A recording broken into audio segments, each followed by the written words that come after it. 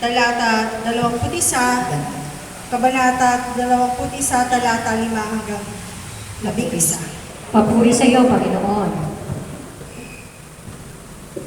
May ilang tao namang nag-uusap tungkol sa templo. Pinag-uusapan nila ang naglalakihan at magagandang batong ginamit dito at ang mga palamuting inihandog ng mga tao. Kaya't sinabi sa kanila ni Jesus, darating ang panahon na ang lahat ng nakikita ninyong iyan ay iguguho at walang matitirang magkakapatong na mga bato.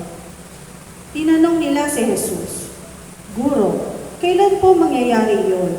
At ano ang magiging palatandaang iyon ang magaganap na?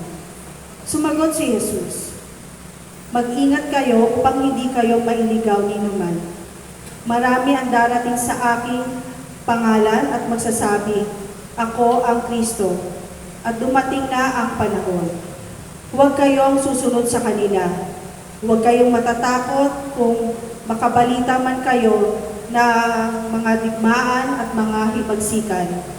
Dapat munang mangyari ang mga iyon, subalit hindi kaagad darating ang wakas. At sinabi pa niya, maglalaban-laban ang mga bansa at ang mga kaharian. Magkakaroon ng malalakas na lindol, tagutom at mga salot sa iba't ibang dako. May lilitaw ng mga kakaibang bagay at mga kakilakilabot na kababalaghan buhat sa langit. Ang mabuting balita ng ating Panginoon. Pinupuri ka namin, Panginoon Jesucristo. Hallelujah.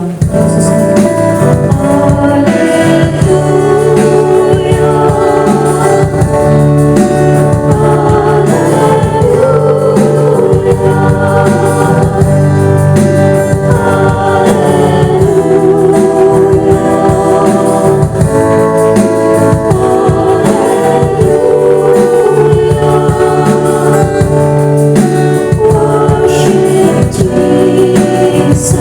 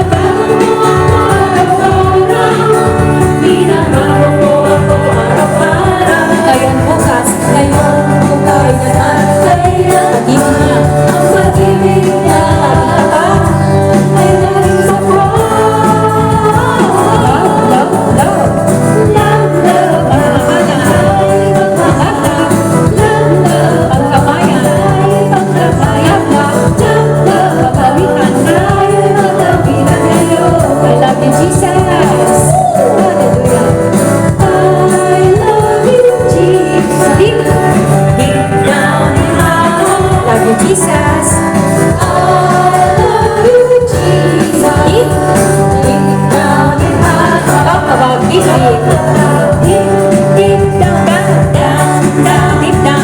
Deep down in my heart. It's all about deep, deep down, down, down, down, deep down. Deep down, binabago ako. Binabago mo ako araw-araw. Binabago, binabago mo ako araw-araw. Binabago, binabago mo ako araw-araw. Binabago, binabago mo ako araw-araw. Ngayon, bukas at kailanman. Ngayon, bukas at kailanman. Ang pag-ibig niya ay sapat. Ay laging sapat. Love, love, love. Love, love, love, kamayan. Pagmamahalan. Love, love, love, kamayan. Pagkamayan, love, love, love. Tayo magawitan. Tayo magawitan kayo. Tayo magawitan kayo. Tayo magawitan. Tayo magawitan kayo. Praise the Lord. Hallelujah. Praise and thank you. Let everything that has breath praise the Lord. Lahat ng may hininga. Tayong lahat yun ay magpuri sa ating Panginoon. Sama-sama nating ipahayag ang ating mga damdamin sa pamamagitan ng mga salmo at mga himno at mga awiting espiritual. Buong puso tayong umawit at pagpuri sa Panginoon. Palakpakan natin ang ating Panginoon. Hallelujah. Praise and thank you, Jesus. Hallelujah. At sa araw na ito ay gagawa ang Diyos. Sa araw na ito ay gagawa ang Diyos sa ating lahat. Hallelujah, Jesus.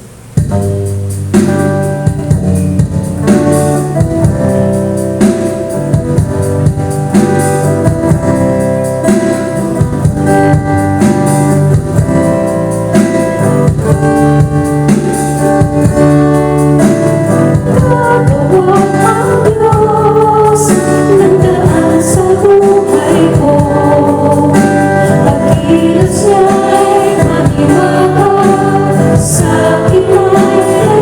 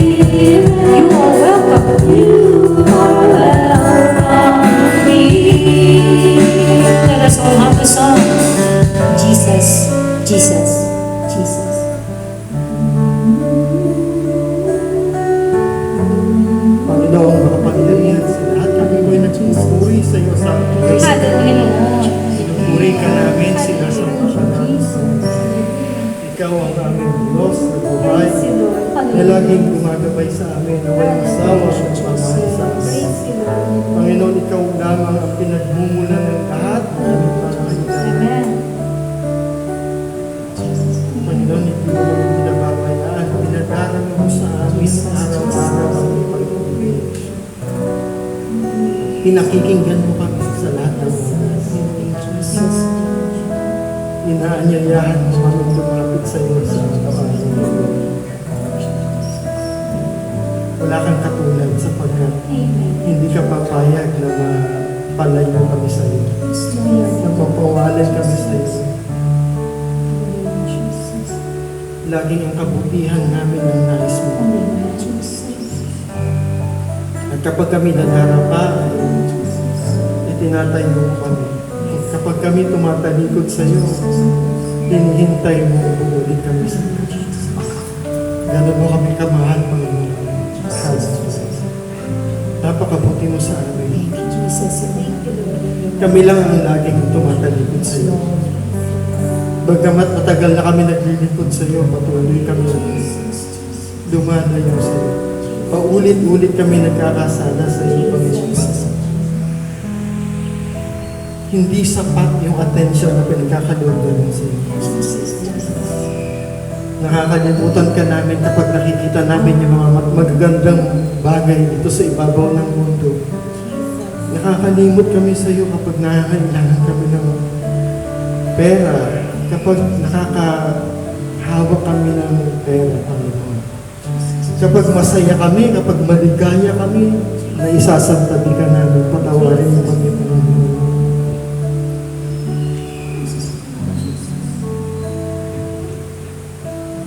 Nasasaktan namin ang kalooban ng aming kapwa. Hindi kami tumutupad sa pangako namin sa iyo, Panginoon. Madalas, ang sarili lang namin ang inuuna namin. Madalas nakakalimutan namin pahalagahan ang aming kapwa. Lalo na yung mga mahal namin sa buhay, aming pamilya, aming mga anak, aming asawa. Nasasaktan namin ang kanilang kalooban. Patawarin mo kami, Panginoon. Hindi kami nagiging halimbawa ng isang tunay na Kristiyano. Hindi kami nagiging halimbawa ng mga turo mo, Panginoon. Hindi namin na ipapakita sa aming kapwa na kami nga ay lingkod mo. Panginoon, patawarin mo kami sa aming kahinaan. At sa gabing ito, hinihiling po namin na lukuban mo kami ng iyong kabanal-banal ng dugo. Upang magkaroon kami ng kalakasan na sumunod sa iyo, Panginoon. Kumuha ka sa puso namin ng isang pusong mapagmahal, na kahit anong kamalian ang gawin sa amin ng aming kapwa ay pag-ibig pa rin ang maisukli namin. Tulungan mo kami pangangailangan namin. Hinihiling din po namin na pasiglayin mo itong aming community. Pumasok ka sa puso ng bawat isa sa amin upang maging masigla kami. Lumago, mag-alab ang aming puso sa paglilingkod sa iyo, Panginoon. At kung ano pa man ang mga pangangailangan ng aming community para kami ay turo mo po sa aming Panginoon. At nagpapasalamat po kami sa community na ito na nagiging sanhi ng paglapit namin sa iyo. Ito ay daan upang manatili kami sa iyo, Panginoon. Salamat sa Voice of God, salamat at meron kaming community, meron kaming pamilya. Salamat at may mga kaibigan kami. Salamat may mga gumagabay sa amin, may sumusuporta sa amin. May nagpapasaya ka sa amin kapag kami nalulungkot. May tumutulong sa amin kapag may pangangailangan. Salamat sa community na ito.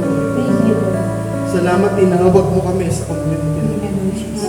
Salamat sa lahat ng biyayang pinagkakaloob mo sa amin, sa trabaho na pinagkaloob mo sa family na pinagkaloob mo, Panginoon. Hallelujah, Jesus. Salamat sa mga taong tumutulong sa amin. Thank you, Lord. Salamat, Panginoon, sa araw na to sapagkat ligtas kami. Salamat. Sapagkat malakas kami, wala kami sa Salamat sa iyo, Diyos. Panginoon. Hallelujah, Jesus. Salamat, Panginoon. Maraming salamat po sa iyo. Panginoon, ito po ang aming samot dalangin sa iyo sa pangalan ni Jesus. Amen. Moving power. Love and grace.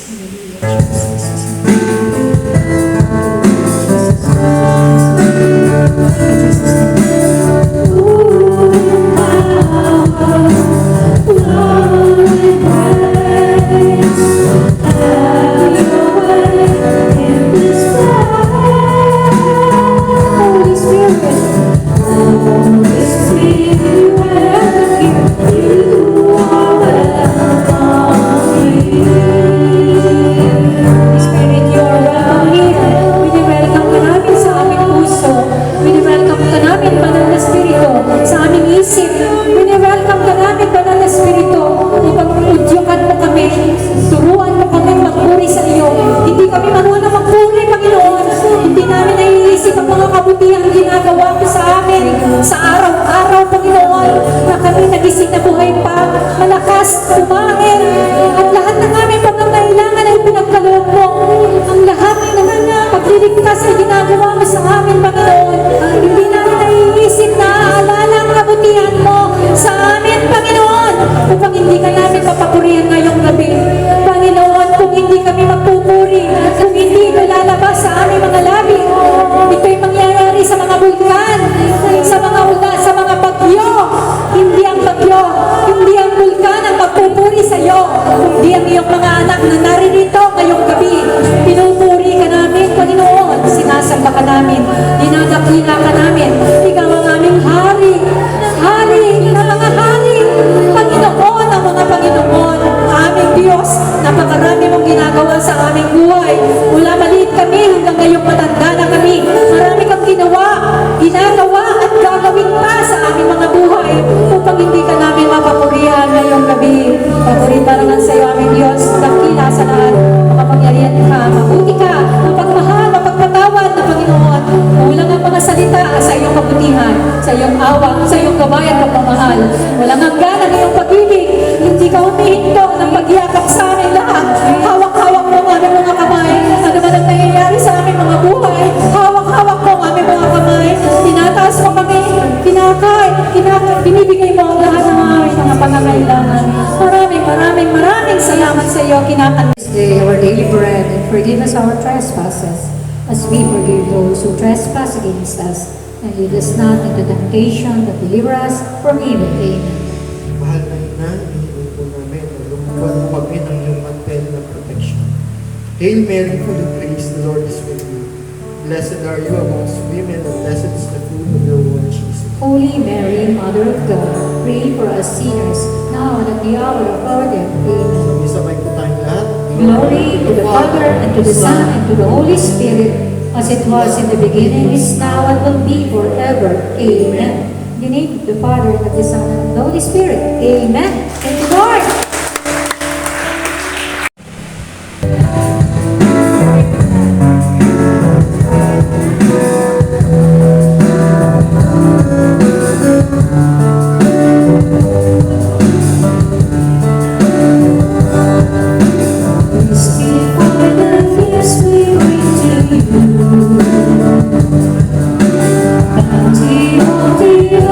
Receive a new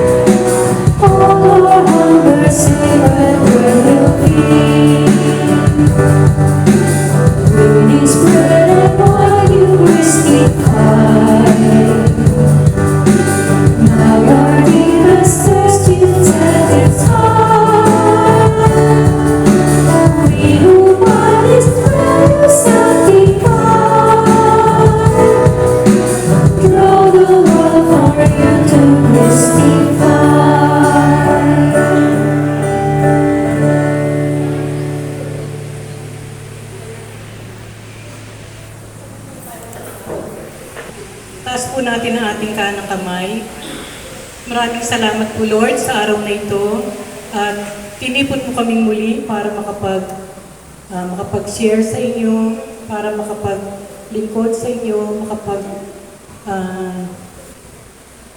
makapagpuri sa inyo Lord. Maraming pong salamat. Tanggapin mo po Lord yung aming munting alay sa gabing ito. Alam po namin ito ay inyo pang daragdagan ng siksik, liglig at umaapaw.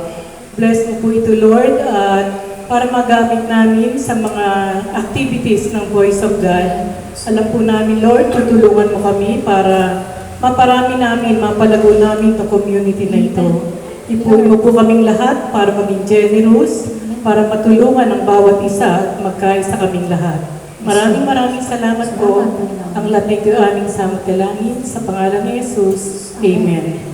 Our Father, who art in heaven, hallowed be thy name. Thy kingdom come, thy will be done on earth as it is in heaven. As we believe in this world. In the name of the Father, and of the Son, and of the Holy Spirit. Amen. Talaga, sabi ko sa anak, Bababa ko lang sa sasakyan. Kamusta po kayong lahat? Ang dami ninyo, ilang communities ba itong nagsama-sama? Bakit ang dami? Isa lang talaga. Ayan, palakpakan natin ang tinig ng Diyos, the voice of God. Diba?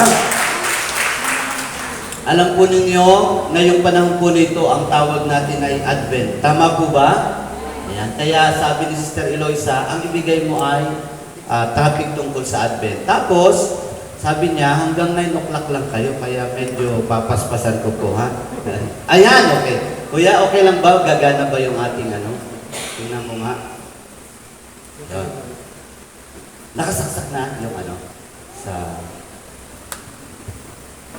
Ayun, okay. Okay. So, yung iba siguro dito ay ako first time na nakita. Para malaman niyo po ako ay hindi New People's Army. Ay, yan po, nilagay ko po yung aking. So, dapat po kasama ko si wife, yung si Sister Ana. Ang problema, hindi prepared yung aking mga anak. Kasi dapat may FB Live po kami. Gusto namin na dito na lang yung FB Live. Sabi ko, magdala lang ng gadget. Kaso hindi pa prepared yung aking mga anak, kaya iniwan ko na sila. Pero kami po ay galing sa parokya ng San Juan de la Cruz.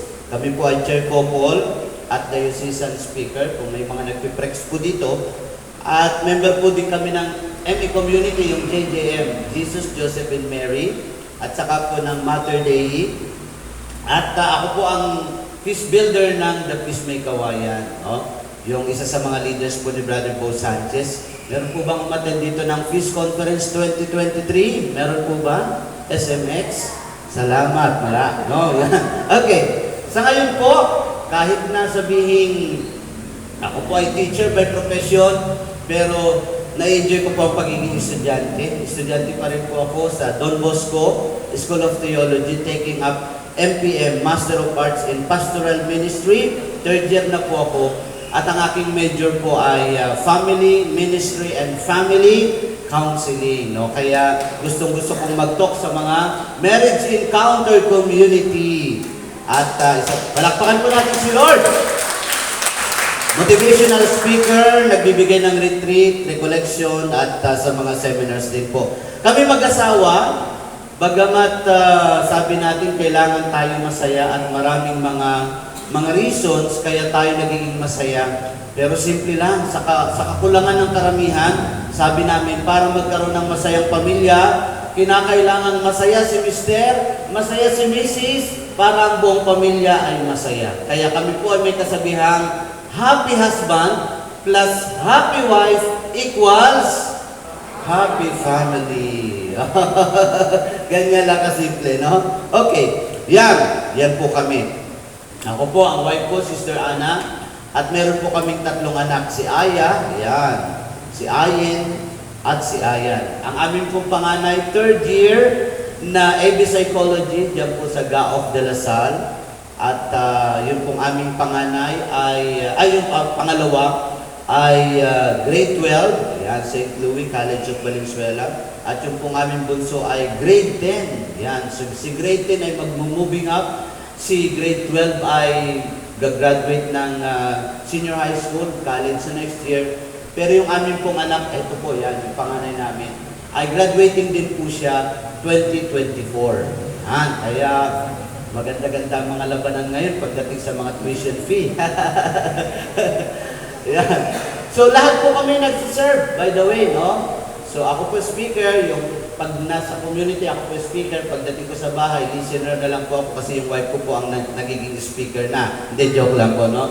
Yan, so yung aming pong panganay ay worship leader, isa sa mga worship leaders and singer sa PICC, sa LOJ, sa The Feast. Pero sa amin po sa Mikawayan, worship leader and youth leader. Yun pong aming pangalawa, siya po ay keyboardist. Yan, tumutugtog sa misa at tumutugtog po sa worship. Yung pong aming bunso ay ganun din po, instrumentalist na tumutugtog ng bass at saka tumutugtog po humahawak po ng beatbox pagdating. So, kaya pag nag-FB live po kami, pag kumpleto ang instrumento, lahat po kami may mga hawak na instrument. Lahat po kami ay ginagawa. Kaya, kami po sa bahay, pag nag-FB live, every Tuesday ay isang prayer meeting na. Kaya pag po, Martes, ang aming simbahan ay mini chapel.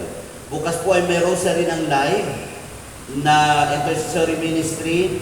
Kaya po, yung aming lugar din kapag Miyerkules ay prayer meeting venue. Yan, mayroong mga members ng charismatic na doon kami nagsasama-sama. At simulan po natin ating pag-uusapan kung kayong lahat ay game ka na ba? Game na! Mukhang parang naka-FB live din yata tayo. Kunyari lang yan. Okay.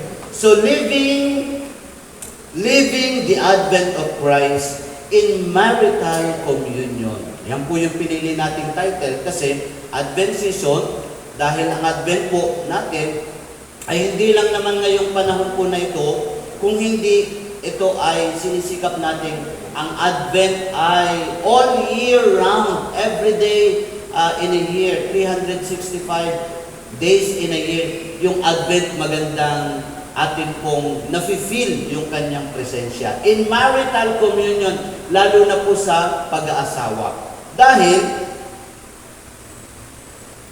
yan, Advent season. Advent is defined as the word Advent comes from the Latin adventus, meaning arrival or coming, particularly of something having great importance. So si Christ meron siyang Advent kasi alam natin na Christ has a great importance in the world, especially sa Christianity. Yan. Yan pinagdiriwang natin na kailan sineselebrate ang Advent natin, celebrate Advent, na sa beginning of the church year. Nagtapos na ang ating taon ng simbahan nung nakaraang linggo at part po ito ng ending, yung Christ the King. Yun po ang tapos after that, the next Sunday is the beginning of Advent, no? Hanggang sa 24th na December. No, yung Christmas Eve, tapos kasi kinabukasan, Pasko na, no? Yan yun. So, 4 Sundays.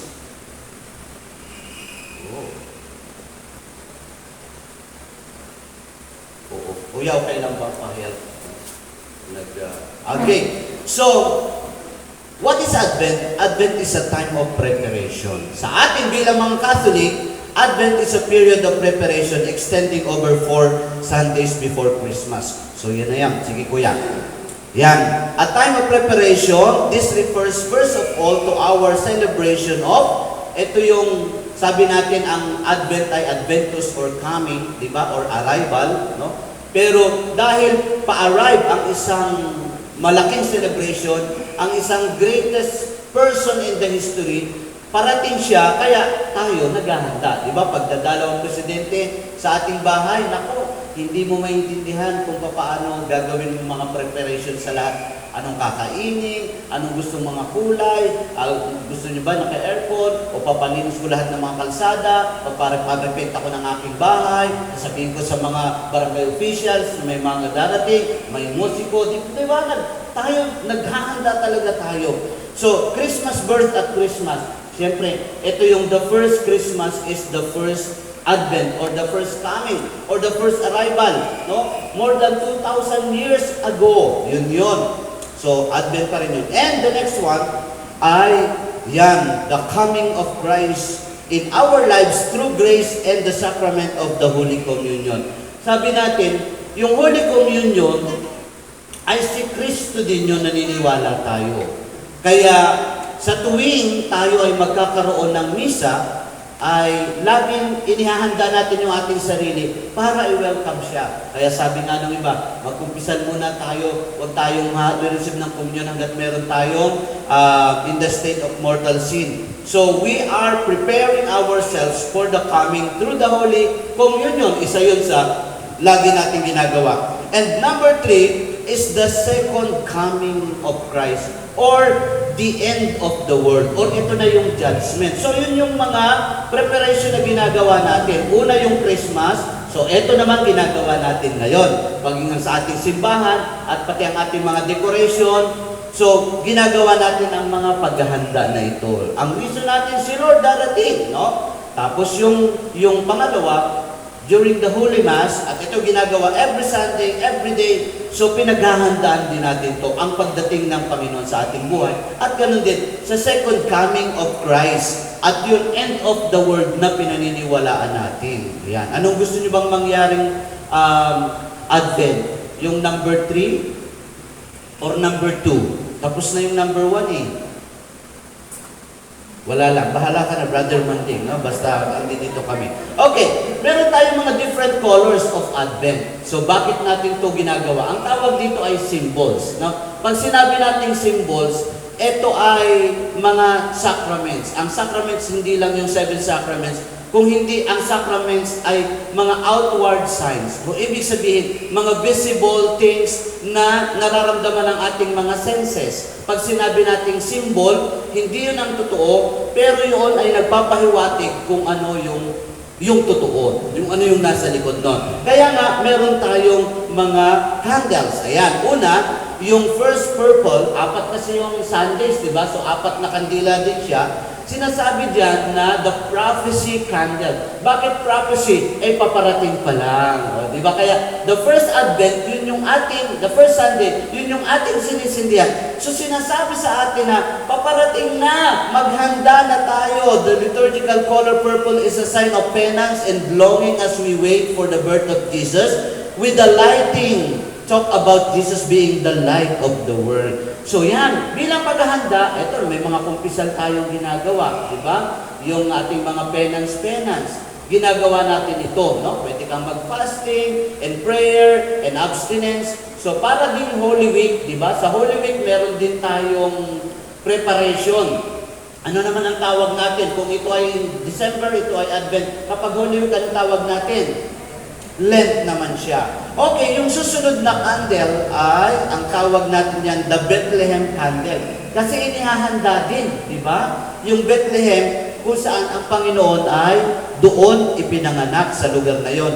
On the second Sunday, light 2 purple candles, both of which are relit each night. The second candle is known as the Bethlehem candle. So, yung number 1 prophecy, number 2 is Bethlehem, and number 3 is, ayan, the shepherd candle. Bakit ganon?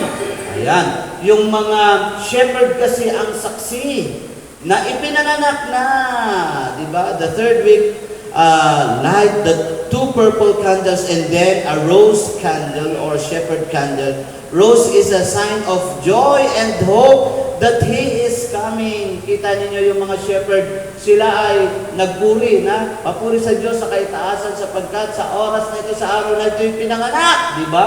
Ang tagapagligtas. Shepherd. And number 4, yan, yung tinatawag nating angel candle. Siya yung nag-announce, no? Siya yung nagsabi, the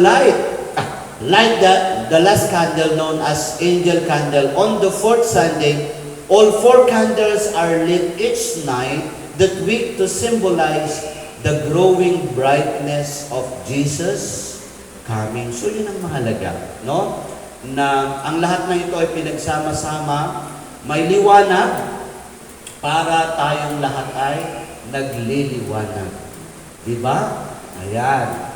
Okay po ba kayo dyan? Ayan. So, ang susunod na slide natin ay nagsasabing, ayan. So, ito pong aking reflection ay hamon po doon sa, kung nabasa niyo yung document po ni Pope John Paul II about naked without shame. So, ano yung sinasabing hubad pero hindi namumuhi? Kasi pwedeng ang isang tao ay hubot-hubad pero walang malis, di ba? May mga ganun eh. Mga batang hubot-hubad pag tinignan mo, pero walang malis sa'yo.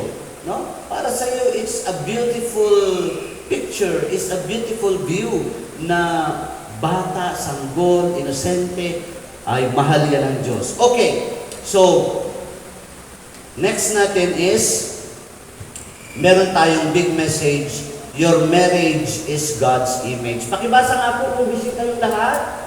Your marriage is God's image. Naniniwala po ba kayo dyan? Sa isang mag-asawang Katoliko, napakahalaga na ang pagtingin mo sa inyong pagiging mag-asawa ay imahin ng Diyos.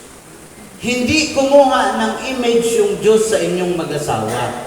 Kung hindi, kumukuha tayo ng image mismo sa Diyos. Diba? Ayan. Bakit kaya ganun? Kasi alam po ninyo, maging si Abraham, nakipagtipan sa kanya si Lord na parang mag-asawa. Dahil ang sabi ni Yahweh sa kanya, I will be your God and you will be my people. Yan. Tapos si Jesus, sa New Testament, di ba? Ang sabi doon, Jesus is the groom and the church is the bride. So bakit kaya merong parallelism? Bakit kaya ganun yung image? Kasi pag sinabing marriage or mag-asawa, ang relasyon nila ay walang barrier, di ba? Ang relasyon nila walang boundary. Actually, sa mag-asawa, allowed lang ang pwedeng maghalikan ng lips to lips. Di ba? Oo. Kasi hindi pwede kahit mahal mo ang tao, hahalikan mo na lang basta ng lips to lips. Yung tatay hindi pwedeng makipag-lips to lips sa anak. Yung nanay hindi pwedeng makipag-lips to lips sa anak. Yung magkapatid hindi pwedeng mag-lips to lips. Actually, yung mag-boyfriend, girlfriend, hindi pa pwedeng mag-lips to lips. Kasi pang mag-asawa lang yun. Pwedeng mag-kiss sa noo, sa pisngi, sa kamay. Ayan. Pwedeng yumakap. No? Pero yung lips to lips, pang mag-asawa lang siya eh. At saka yung no boundaries na. Di ba? Lahat ng kasulok-sulukan, nakita mo na sa iyong asawa. Kasi, hindi na kayo magkaiba. Kayo ay parehas ng nag-iisa. Naniniwala po ba kayo dyan? Yan. Naniniwala po ba kayo na lahat ng kasulok-sulukan ng inyong asawa ay nasilip nyo na? Pag edad 60 years old ka na ngayon at hindi pa nangyayari yun, ako, huling-huli ka na po sa mga eksenang dapat na nangyayari. Palakpakan po natin si Lord. Yan. Bukod doon, mga kapatid, alam nyo, ang mag-asawa, siyempre, sila ay create ng Diyos sa dalawang purpose. Number one is to give love. Kaya, life-giving. Ang marriage yan ang purpose. Life-giving at saka love-giving. Yung love-giving na yan, between them. At alam nyo, yung love-giving na yan ay namumunga. Ano ang bunga? Buhay. Diba? Sabi natin sa Trinity, kaya your marriage is God's image. Kasi the same thing with the Holy Trinity, the Father loves the Son. Diba? And the Son loved the Father so much. At yung kanilang love between each other ay nagkaroon ng bunga, nagkaroon ng result. Ano yung naging pagmamahal na yun between the Father and the Son? Anong naging bunga? Ano naging bunga? May narinig ako dito. Ayan, Holy Spirit! O, diba? Holy Spirit! O kaya, yung kanilang pagmamahalan ay nagbigay ng panibagong buhay, which is the Holy Spirit. Ano yung parallelism sa mag-asawa? Bakit natin sinasabing your marriage is God's image? Kasi nagmahalan si Mister at saka si Mrs. at ang kanilang pagmamahalan, love-giving, ay nagkaroon ng life. At sino yung life na yon? Anak. Di ba? So, nagbunga yung kanilang pagmamahalan. Kaya yung ating pag-aasawa ay imahin yan ng Diyos. At alam natin ang Diyos ay merong 3 person. Tama? Ilan po ang ating Diyos? Baka hindi pa ito na itatanong ng mga dating mga preachers, pero kukong pa po ito tinatanong eh. Ilan ang persona ng ating Diyos? Yan. Ano-ano yon? Ama, Anak, Espiritu Santo, tama. Sinong nauna sa tatlo? Sabay-sabay, malakas. Sinong nauna sa tatlo? Oh, may mabibiktima pa rin ako dito. Sinong nauna sa tatlo? Sabay-sabay. Ayun, oo, sabay-sabay sila. Yung iba kasi, Ama. Yan. Ama pa rin ang Ama. Hindi, sabay-sabay sila. Walang nauna. O, di ba? Ayan. Pero, nakita natin yung principle, bakit sila naging ganon. Okay, so tuloy natin.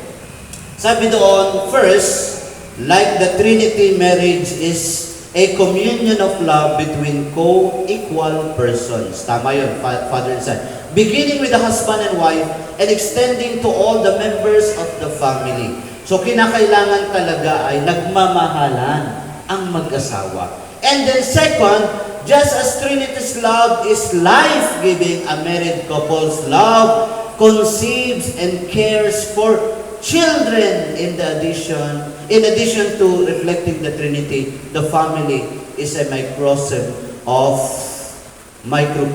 of the church. Yan, nakita natin yan na yung si Jesus ay groom, tapos ang simbahan is bride. Diba? So nakita natin yan. So tuloy natin. Sabi doon, alam nyo ba ang the first sacrament? Alam nyo ba kung ano yung first sacrament? Meron tayong 7 sacraments, tama? Ayan. At ang isang tao, ano yung kanyang unang marireceive? Binyag, baptism. Pangalawa, kumpil. Pangatlo, pagkukumpisan muna siya bago siya magkaroon ng first communion. Ayan. At nagbinata na siya, nagdalaga na siya. So, pwedeng another sacrament na pwedeng holy orders, pwedeng magpare, pwedeng magmadre, di ba? Ay kung ayaw niyo man niyang magpare, ayaw niyo magmadre, ay another sacrament which is matrimony, tama? At yung pinakahuli, wag na natin pag-usapan muna. No? Yan. Okay, yung anointing of the sick. So, ano ba yung kauna-unahang sacrament? Sabi natin, ano daw ang sacrament? Sacraments are outward sign. Mga nakikitang tanda, no? Instituted by Christ to give grace. Kaya kung ikaw ay parents, hindi madaling maging parent, pero bakit mo nakakayanan? Kasi once na nasasakop tayo ng sacrament of matrimony, nagkakaroon tayo ng mga anong tawag dyan? Sacraments and its graces. May mga biyaya siya. Diba? Parang talk number 8 yata yun sa ating reunion. Tama? Yan. Sacraments and its graces. Ano yung talk number 7? Marriage in God's plan. Ayan, oo. Ano yung number 6? Marriage in the modern world. Ayan, oo. So, mag-reunion tayo sa susunod, ha? Mag-reunion natin. Okay. So, the first sacrament is matrimony. Wala pa yung incarnation, although nandun na si Jesus, di ba? Andun na si Jesus, pero yung incarnation, yung pagkakatawang tao, wala pa, pero meron na agad, meron ng sakramento. Ano yun? Matrimony.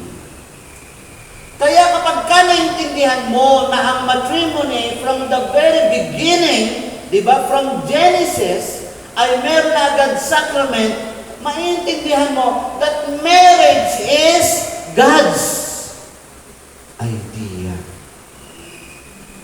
May mga nag-aasawa na sila lang. Nagkakilala ngayong gabi sa Messenger, Facebook, tapos mag-boyfriend-girlfriend na kinabukasan. After 3 days, nag-live-in na sila. Diba? May mga ganyan, no? Sobrang bilis. O tapos hindi nagkasundo, hiwalay. Hindi magkasundo eh. May mga trial marriage pa sa ngayon. Diba? May mga trial marriage. Nakakatakot. Ang daming klase ng mga marriage ngayon. Trial marriage. Meron pa tinatawag na same-sex marriage. O diba? Ang dami. Nakakatakot. Baka malegalize na ang yung divorce. Yung separation. Legal separation. Diba? Baka yung mga bagay na yan malegalize na. Actually, pati yung mga abortion, hindi pa siya legal, pero nangyayari na. O, ang tawag dyan, culture of death. Okay, so tuloy natin. Sabi doon sa umpisa pa lang, that's the reason why a man leaves his father and mother and become attached to his wife, and they become one flesh. Sabihin niyo, one flesh. Alam nyo, itong pagbasa nito sa Genesis, napaka-misteryoso niyan. No? Yung papaano daw, yung lalaki at saka babae, pag nagsama sila, hindi na daw sila dalawa. Iisa na raw sila. Sabihin nyo, mystery. Paano naging mystery yan? Paano naging misteryoso ang pag nagsama ang lalaki at babae, hindi na sila dalawa, sila iisa na, paano nangyayari yan? Parang hindi naman yata kayo interesadong malaman. So, wag na lang. Interesado po ba kayo? Sabihin niyo, paano? Gusto ko yung medyo exciting kayo na malaman ng sagot. Sabihin niyo, paano? Yan. They are not anymore two, but one. How? Sa pamamagitan ng anak nila. Nakita mo, para mo malaman kung sino ang totoong tatay at nanay, kailangan ng DNA yung bata. Di ba? Kasi 50% dugo ng nanay at saka 50% dugo ng tatay. Di ba? Sino ngayon ang tunay na anak ni Dr. RJ? Kanya. Si Zoe or si Annalyn? Oo. Yun nga eh. Si Don Carlos ang sabi, nanay daw ni Zoe. Si Annalyn daw, anak daw, oo, tatay yun. Tatay pala. Oo. Pero alam niyo, parang nakakatakot. Baka later on magkabaliktad na naman eh.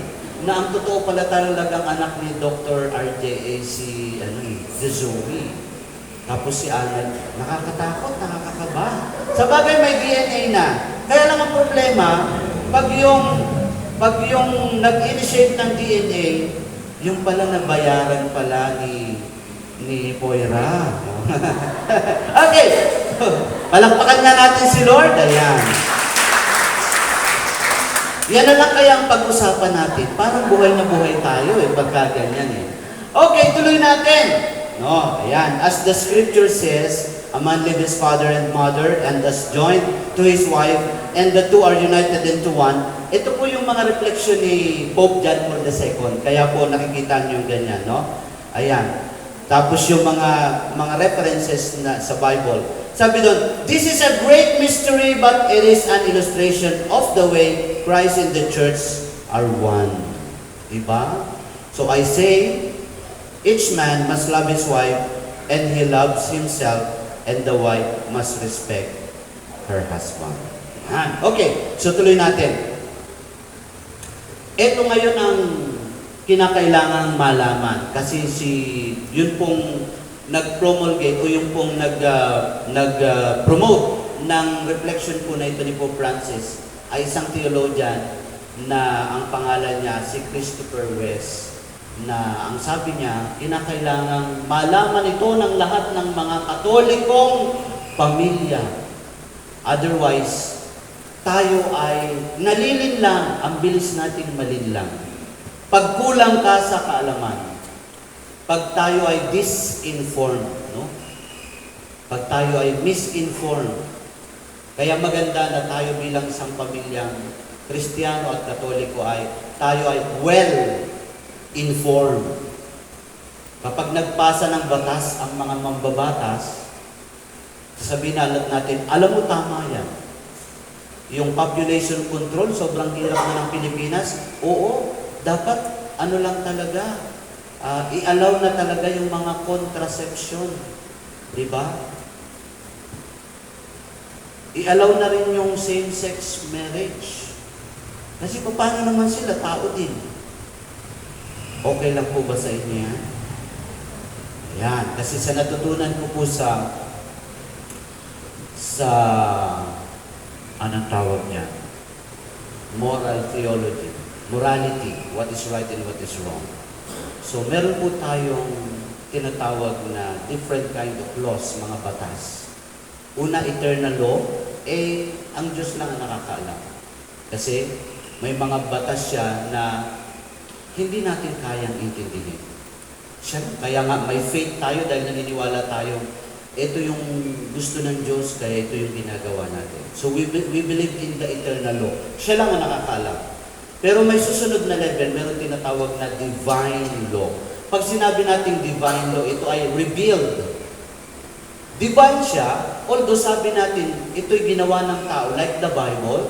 Sa panahon nila Moses, maraming mga batas na ginawa, na hanggang sa ngayon yun yung pinangahawakan natin. Pero alam natin galing sa Diyos kasi mismo ang Diyos nakikipag-usap kay Moses, nakikipag-usap mismo kay Abraham, di ba? Kaya ginawang batas yan, divine law. Ibig sabihin ay revealed, pinahayag. Yung eternal, hindi natin alam nun. Pero yung divine, alam natin. Yan. Ang susunod dyan is the natural law. May mga batas na hindi na naisulat, pero dapat nating sundin. Kasi pag hindi mo siya sinunod, mapapahamak tayo. Diba? Parang si Adan at si Eva, kung sumunod lang sila, hindi sila palalayasin. Pero dahil hindi sila sumunod, ayun, lahat ng kakainin ng lalaki kailangang paghirapan. At ang babae sa kanyang panganganak, yan, hindi na madali. Diba? Oh. So, eternal law, divine law, which is revealed, and then the natural law. Ang natural law, minsan hindi ito pinapansin. Katulad halimbawa, sa ating katawan, normal, pag tumakbo ka, papawisan ka. Tama? Pag hindi ka kumain ngayong hapunan, bukas ng umaga, gutom ka na. Hindi ka pa rin kumain bukas ng umaga, hindi ka pa rin kumain bukas ng tanghali, hindi ka pa rin kumain bukas ng hapon. Ano mangyayari sa'yo?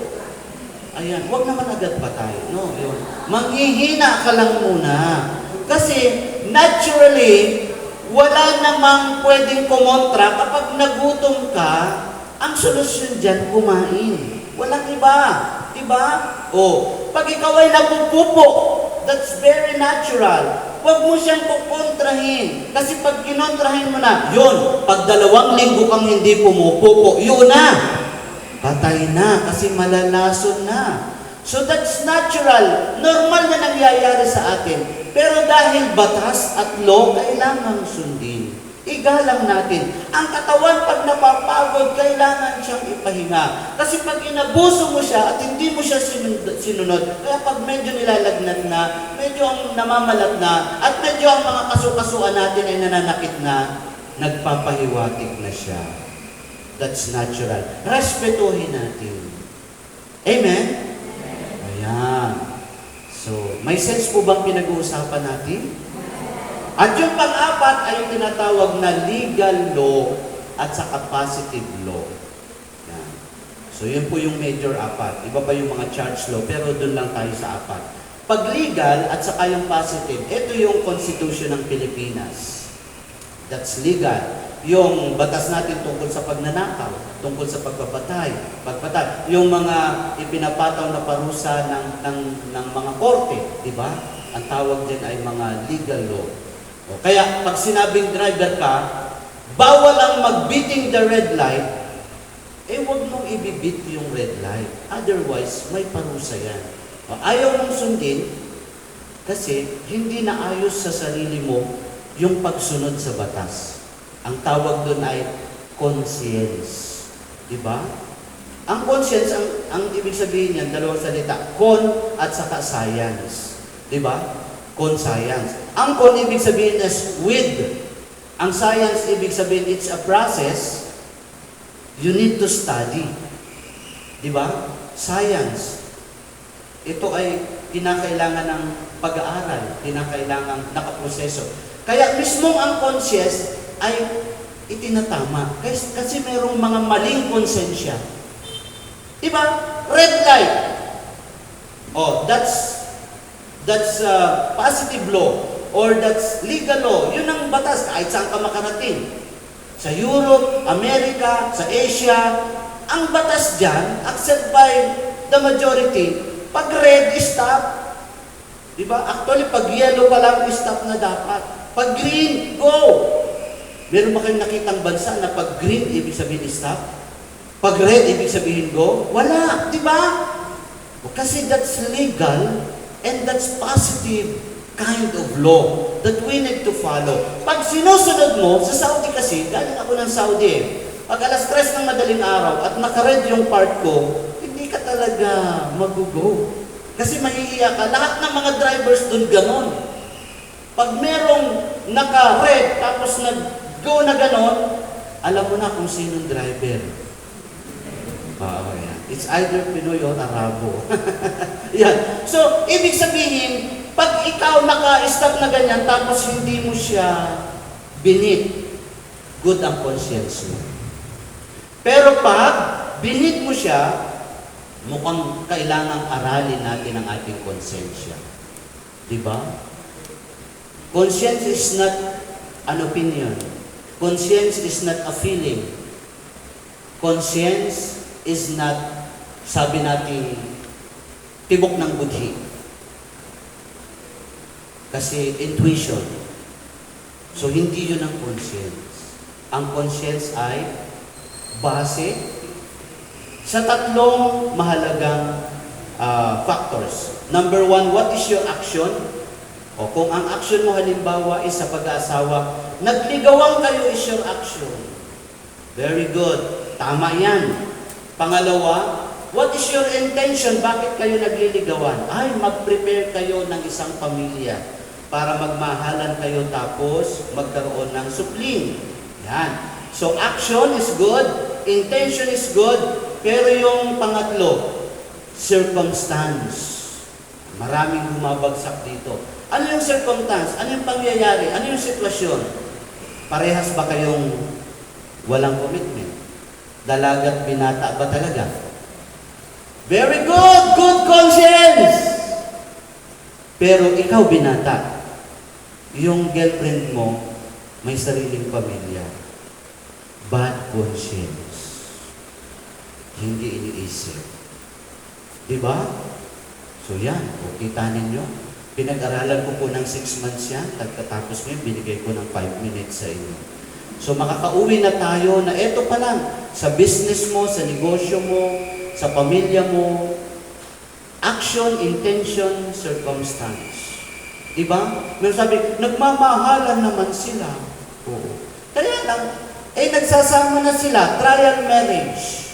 Nagmamahalan naman sila. O, ano ang intention?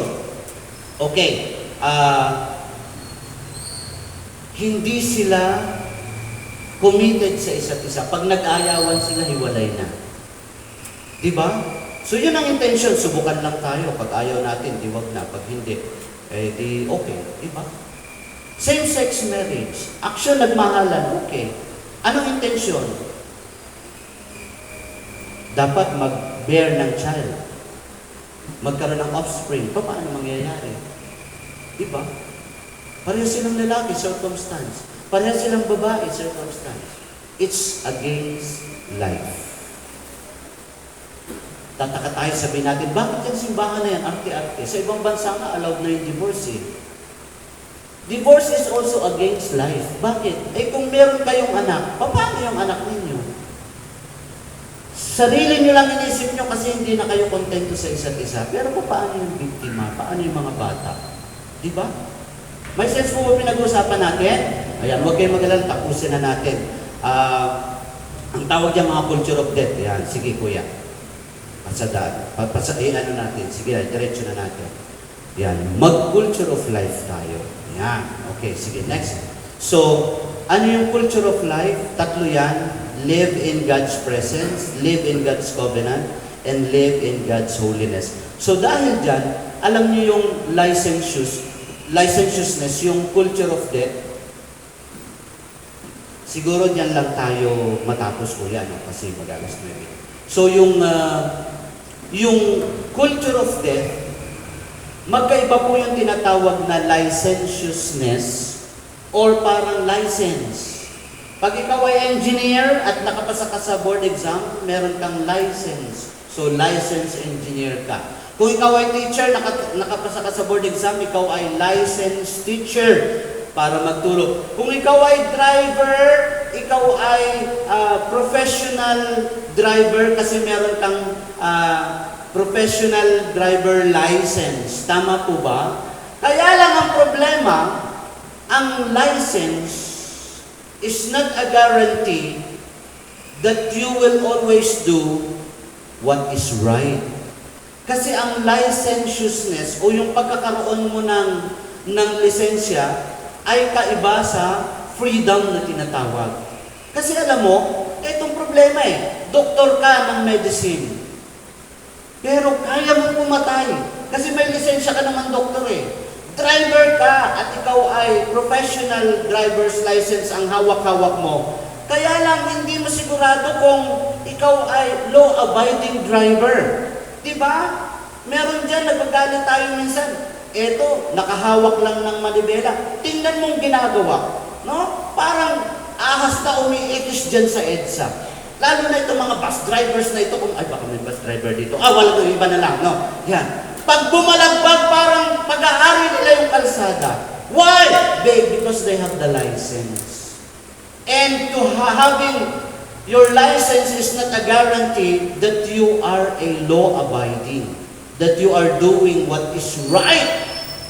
Minsan naaabuso yan.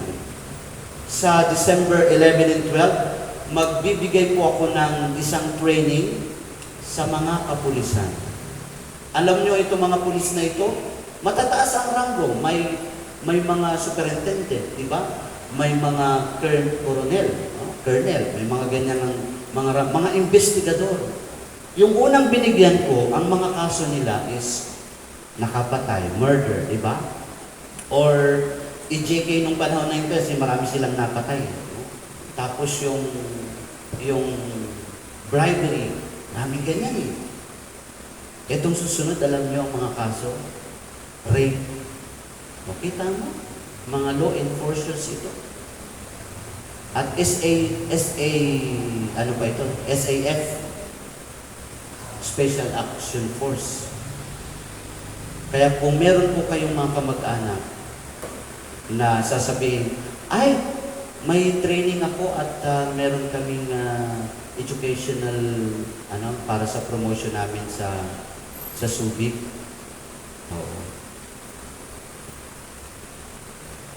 Alam niyo na po yun kung anong problema niya. O, di ba? Pero huwag niyo sasabihin sa kanya, no? Okay. So, what is freedom? Ang freedom is doing what you ought to do. Ang freedom is doing what you ought to do. Ano ba talaga yung dapat mong gawin?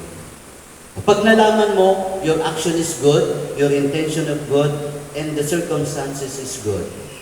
Diba? Kapag nalaman mo yan, then do it. Maganda. Dapat bang umattend ka ng prayer gathering? Anong intention mo pag-attend mo ng prayer gathering? Umattend, action, very good. Number 2, intention is, makinig ako sa speaker kasi gwapo daw yung speaker. Mukhang hindi tama yun, no? Makinig ako sa speaker kasi may matututunan ako. Gusto kong lumalim sa relasyon sa aking pag-asawa, sa aking pagpamilya, at sa aking Panginoon. Check! Anong circumstance? Diba? Pinaglaanan mo talaga. Ang Tuesday, lagi mong nakakalendar na yan, na inilalaban mo talaga. Na ginagawa mo ng paraan na nandirito ka lagi. Very good. Amen! That's freedom.